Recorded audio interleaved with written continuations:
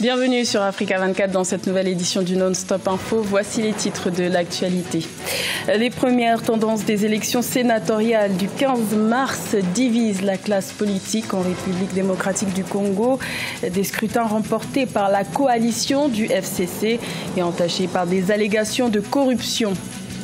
La 6e édition du Forum international Afrique Développement qui s'est tenue le 15 mars au Maroc a récompensé plusieurs acteurs économiques. Rencontre avec le Marocain Oussama Abou qui a remporté le trophée du jeune entrepreneur. Et les fermes agro-pastorales tendent à se développer au Tchad. De nombreux éleveurs ont recours au croisement de races bovines pour augmenter le rendement des produits animaliers, à l'instar de la ferme Abouna. En République démocratique du Congo, les élections sénatoriales du 15 mars ont fait couler beaucoup d'encre. Le Front commun pour le Congo, coalition de l'ancien président Joseph Kabila, se présente comme le grand vainqueur de ces scrutins. Mais cette victoire est entachée par des allégations de corruption, ce qui suscite la colère des militants de l'UDPS, le parti au pouvoir. Reportage de notre correspondant Jacques Amboka. Poursuite du processus électoral en République démocratique du Congo. Après l'élection des bureaux définitifs des assemblées provinciales, la Commission électorale nationale procède ce vendredi 15 mars à l'élection des sénateurs dans les 24 des 26 assemblées provinciales du pays. Des élections sur fond d'allégations de corruption décriées par certains candidats qui se sont retirés de la course. Il faut dire que pour l'image de la République démocratique du Congo, ce n'est pas une très bonne chose parce que quand on parle de corruption, ça vilie, c'est pas bien, le pays n'avance pas.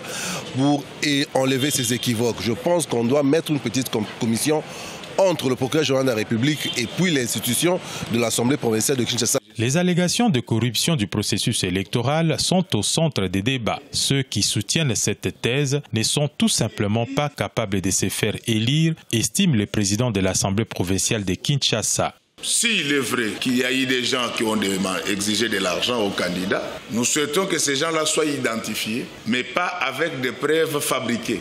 Parce qu'au-delà des 4 ou 5 personnes qui se sont retirées, il y a encore 99%, plus de 99% qui continuent à faire confiance à ce processus électoral. Les élections sénatoriales en République démocratique du Congo sont au cœur de la polémique entre le procureur général de la République et la centrale électorale. Le PGR a demandé son report afin d'enquêter sur les allégations de corruption. Pour la CENI, cette demande arrive en retard car le calendrier doit être respecté.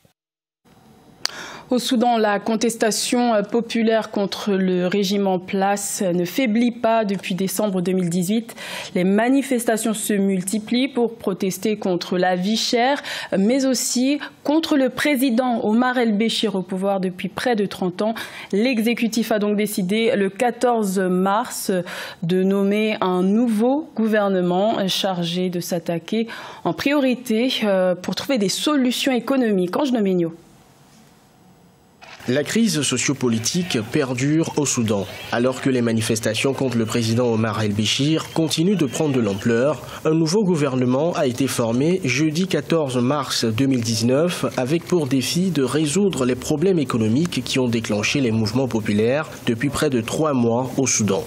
Cette crise sociale, elle est due notamment à l'environnement économique dans lequel évolue le Soudan depuis quasiment 5 ans, depuis la création de l'État du Soudan du Sud, parce que le Soudan du Sud était notamment une manne financière pour l'État du Soudan. En dehors de cela, le contexte géopolitique s'y prête. El-Béchir est au pouvoir depuis quasiment 30 ans et plus de 75% de la population soudanaise a moins de 30 ans. Une réponse politique avec la mise en place d'un gouvernement peut être une solution pour décrypter cette crise en tant que telle. Le nouveau Premier ministre Mohamed Taher Eila a reconnu que les prix élevés des produits comme le pain et le carburant étaient un réel problème pour les Soudanais. Il a promis de régler cette situation dans les plus brefs délais. Il doit falloir d'abord stabiliser au plan social l'unité nationale du Soudan. Il faut notamment discuter avec les groupes sociaux, avec les différents syndicats, pour revoir également les mesures importantes au niveau de la stabilité par rapport au choc inflationniste, par rapport à la stabilité de l'indice du prix général pour éviter notamment l'inflation, parce que c'est la hausse des prix qui était à la base essentiellement de ces mouvements sociaux. Deuxième réforme engagée, engager la carte de la géopolitique internationale. C'est le 3e remaniement gouvernemental que le Soudan connaît en moins de 2 ans. De leur côté, les manifestants se sont dit déterminés à continuer leur mouvement malgré l'état d'urgence et la répression. La 6e édition du Forum international Afrique Développement s'est tenue les 14 et 15 mars à Casablanca au Maroc. Plusieurs entrepreneurs ont été récompensés lors de cette rencontre, à l'instar d'Oussama Abou, désigné meilleur jeune entrepreneur et qui va bénéficier d'un accompagnement financier. Reportage de notre envoyé spécial au Maroc, Deva Pansou. Oussama Abou va bénéficier d'un financement de 100 000 dirhams de la part de la fondation Almada grâce à sa start-up Smart Prospective spécialisée dans l'affichage du contenu à distance sur divers écrans en faveur des grandes entreprises, des banques et des petits commerçants. Le jeune Marocain basé en France a été désigné lauréat du trophée du jeune entrepreneur 2019. Je suis venu en me disant que c'était quand même une belle opportunité de rencontrer plein de monde, voilà, d'améliorer mon business. Mais au-delà de ça, je ne m'attendais pas au prix et encore moins à la première place. On fait de l'affichage à distance, c'est-à-dire qu'en gros vous avez un parc d'écrans, beaucoup d'écrans un peu éparpillés dans le monde, un peu comme celui qu'on voit à côté de nous, et du coup on vous permet de d'afficher du contenu depuis Internet sur cet écran, c'est-à-dire vous poussez la publicité, et ensuite on utilise une solution d'intelligence artificielle qui permet d'adapter en fait l'affichage en fonction des individus qui passent devant. Cette cérémonie a aussi permis de décerner à la société égyptienne LCOED Electric le trophée de la coopération Sud-Sud, un prix qui récompense l'entreprise qui a excellé dans la coopération Sud-Sud. Objectif, ouvrir les marchés des États africains encore fragmentés. L'Union africaine a pris une décision importante pour moi au niveau politique cette année.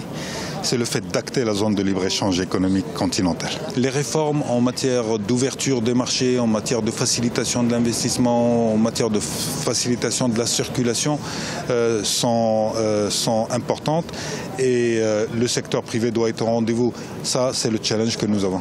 Le prix de la reconnaissance a été remis au président sierra-léonais, Julius Maada Bio, dont le pays a été à l'honneur au cours du 6e Forum international Afrique Développement, afin de rehausser l'image et l'importance de cette édition. Ces trophées démontrent, selon les participants, la capacité des Africains à faire confiance à sa jeunesse pour répondre aux enjeux contemporains. Au Tchad, l'économie est largement basée sur l'agriculture et l'élevage, mais ces domaines restent encore sous-financés.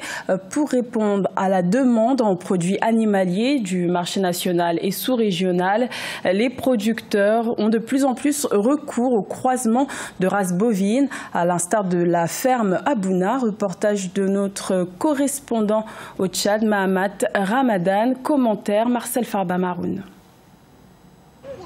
Au Tchad, pour satisfaire les demandes en viande et en lait, les fermes agro-pastorales procèdent de plus en plus au croisement des races bovines. À la ferme Abouna, située à la sortie nord de la capitale par exemple, les vétérinaires ont réussi plusieurs inséminations artificielles des bovins du pays, avec des races européennes pour une meilleure productivité à l'échelle industrielle. Des races de Montbéliard, on a fait le croisement avec des Kouris. Et les races bleu-blanc belges avec le croisement Kouris aussi. Montbéliard qui nous donne du lait et bleu-blanc belge, il nous donne que de viande. Vraiment, on veut améliorer nos races de bétail. On est déjà arrivé à un résultat, vraiment, on est bien satisfait. On a inséminé 60 bétails, on a eu un résultat de 62%. Avec l'aide des laboratoires certifiés par le gouvernement, plusieurs fermes agro-pastorales du pays qui veulent se lancer dans la production industrielle ont procédé aux essais de croisement des races bovines et ont obtenu des résultats satisfaisants malgré les conditions climatiques inadaptées. On veut avoir des animaux de base, donc c'est-à-dire des mères qui vont produire prochainement des veaux et des velles. Et donc on est en stade encore du démarrage. Donc la transformation après, ce serait au niveau laitier. Donc on va faire du fromage, on va faire du beurre. Et puis au niveau des viandes, on peut penser peut-être envoyer des bétails sur pied à l'abattoir, mais on a même l'intention d'avoir notre mini-abattoir. Pour rappel, le Tchad a au moins une dizaine de races bovines réparties sur l'ensemble du territoire, avec un nombre de cheptels estimé à 110 millions de têtes de bétail. La saison sportive 2019 de taekwondo a été officiellement lancée le 16 mars à Cotonou au Bénin. La fédération béninoise de la discipline s'active pour le retour de ce sport sur la scène nationale, sous-régionale et continentale. Reportage de notre correspondant Leftiounou. Le taekwondo béninois envisage d'avoir de beaux jours devant lui. C'est la conviction des acteurs de la discipline dans le pays. Ces derniers ont procédé au lancement de la saison sportive de cet art martial ce samedi 16 mars 2019 à Cotonou.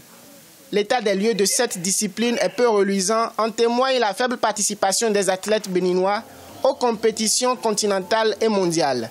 Cependant, le nouveau comité exécutif entend relever plusieurs défis pour l'émergence de ce sport. Le lancement de la saison sportive renvoie tous les pratiquants, notamment les encadreurs et les formateurs, à leur mission, une mission de résultat. Le lancement de cette saison sportive intervient dans le cadre de la mise en œuvre du projet de développement du taekwondo. Ce projet comporte entre autres des formations à l'endroit des acteurs sportifs sectoriels, l'organisation de championnats et de la Coupe du taekwondo ou encore la récompense des talents par le biais des Oscars de la discipline.